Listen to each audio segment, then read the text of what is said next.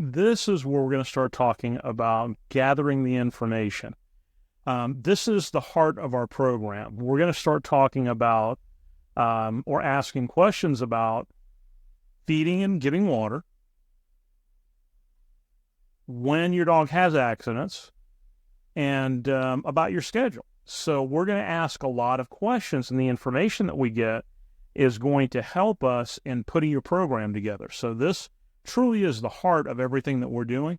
Now, there is a file you need to download and you need to print out because it's going to have a series of worksheets that are going to help you with this part of the program. So I'm going to ask you to stop the video if you haven't already done so. The link is located underneath this video. I want you to download the file and print out the sheets, and then we'll get started. So if you've already done that, then let's go ahead and move on.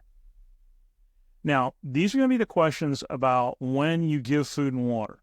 What I'm going to do is I'm going to ask a question, and you'll see it pop up on the screen, and then I'm going to give you an example answer, and then we're going to talk about the implications of each of these questions. So the first question is, what kind of food are you feeding? Let's just say that we're talking puppy chow. If we're talking puppy chow, gravy train, kibbles and bits, a lot of the soft, wet, or moist foods, they all have a lot of extra bulk in them. The bulk is the stuff that goes in one side, comes out the other, and really it creates nothing more than waste. It's very limited nutritionally, and to be quite honest with you, it's probably, I'm going to say, half of what you're picking up. So, I mean, think about that. Changing your puppy's food to a better quality food can actually reduce the amount of stools your puppy has by 50%, practically overnight. Now, if you decide to follow my advice, which I hope you do, and change your puppy's food, try to do it gradually. Take a handful of the old food out, put a handful of new food in. Don't go overnight or you're going to find diarrhea and you're going to be in worse trouble than you were before. But something like, if you want to stay within the Purina line, which I do like the Purina line of dog foods, I would stay with something like Purina 1, the ONE, or Pro Plan. Either one of those is going to be a good solid food. You don't have to feed the most expensive, but try to find something that's better than the bottom of the line foods, something that has less bulk, and I think you'll be doing pretty good.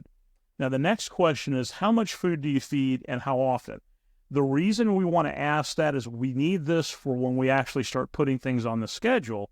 So let's just say that you wrote down 2 cups 2 times a day. Now, it doesn't really matter.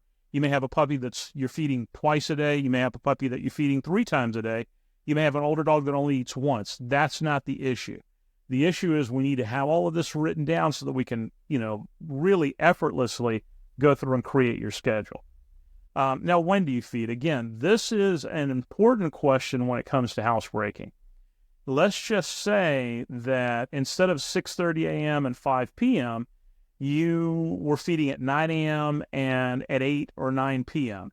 It takes probably 4 to 6 hours for the food to go in one side and come out the other. That's pretty close. Now, that means that if you got up at 7 and left at 9 to go to work, you're probably going to have an accident when you come home waiting for you because there's not enough time for that food to get digested and push everything else out. The same thing at nighttime. If you're feeding too late, by feeding too late in the evening, which I usually like to cut it off between 5 and 6, the earlier the better up to a certain point. But if you're feeding too late in the evening, then what ends up happening is that your puppy or your dog can't hold it all the way overnight. They end up having to go to the bathroom in the middle of the night, and then they end up, leaving you a present. We don't want that. So let's try to, look at that as we're getting ready to do our schedule. Do you feed snacks? Now, snacks, in a lot of ways, are just like the low-grade foods. They add nothing to your housebreaking. We don't use snacks in training. I don't believe in using biscuit treats and whatnot for crate training. I think what ends up happening is you give your dog more of what you're trying to keep them from putting on your floor. So you end up kind of convoluting the issue. I would personally, if you can't just get rid of the snacks completely, I would say give a snack as close to feeding time, if not right at feeding time. That way, everything's going out at the same time. Don't go nuts with the snacks, okay? If you say yes to snacks, try to keep them meat snacks if you can, something that's not a biscuit treat. So if you're giving 3 or 4 biscuits twice a day, think of what would happen if you were to take those biscuits and put 8 of those biscuits into a plastic bag with a 1/4 cup of liquid and let it sit for an hour. It's going to look huge when you come back, and that's what you're picking up off your floor. So just like changing the food that you feed, changing how you give snacks can be a big deal. A little tiny piece of hot dog, not a half a hot dog, okay, but a little tiny piece of hot dog, a little tiny piece of beef, or a little tiny piece of something as a treat is fine. If it's the little sausages or the meaty type snacks that they get that are, all wrapped up and ready for you to give, that's fine. Try to keep it small. Make it a treat. Don't do it every day. If you really want to have your puppy or your dog housebroken or crate trained, we need to go ahead and deal with this.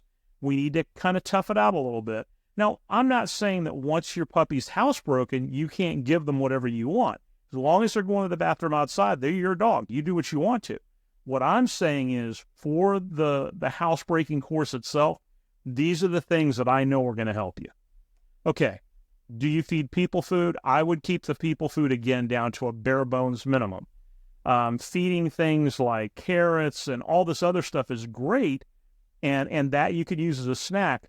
I would keep it all down to a minimum, because you want to get the kibble that you feed your dog is where your dog's nutrition lies. That's got the most balanced nutrition in it. Even though carrots and little pieces of sausage and all this other stuff, or even pieces of meat from the table, are fine, the problem is there's not enough of it, and your dog can't eat enough of it consistently to get all of the nutrition that your dog needs. Now, when it comes to water, do you leave the water down? If you say yes, how long does the water stay down? This is important.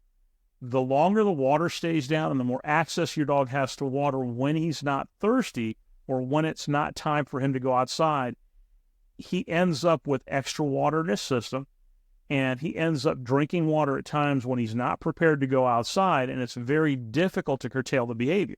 What we want is every time he eats or drinks to get him outside, which is what the schedule is going to help us to do. By doing that, he understands, I eat, I drink, I go outside, and it becomes kind of a routine. It becomes his mantra. Eat, drink, outside, eat, drink, outside. And now every time he has food or has water, he's ready to go outside and ready to go to the bathroom. So if you have water down all day, we're going to talk about that. We're going to put it on a schedule. Now, you're going to notice that when you see the schedule and see how we work through it, your dog is not going to end up with less water. As a matter of fact, your dog will end up drinking more water throughout the day or having more opportunities, unless you've got it down all the time. But even then, even with your water down all the time, your dog's probably not going and getting water more than 5 times a day. That's just not how dogs are. Now, if you've got a dog that's a big drinker, then you'll see how when you put the water down, we're going to leave it down for a certain amount of time. And by leaving it down, he's going to be able to get as much as he wants, but we'll get into that when we talk about the rules. So you've got that marked down, whether it's all day or part of the day, however it is. And the other thing that we want to look at is, can your dog get water from from another source, an alternate source? A pool, a toilet? You're going to want to start looking at dealing with that. If you say yes to this, you're going to want to probably, close the door to the bathroom. You're going to probably want to limit access to the pool until we can get this all worked out, because that extra water will really screw things up when it comes to the housebreaking.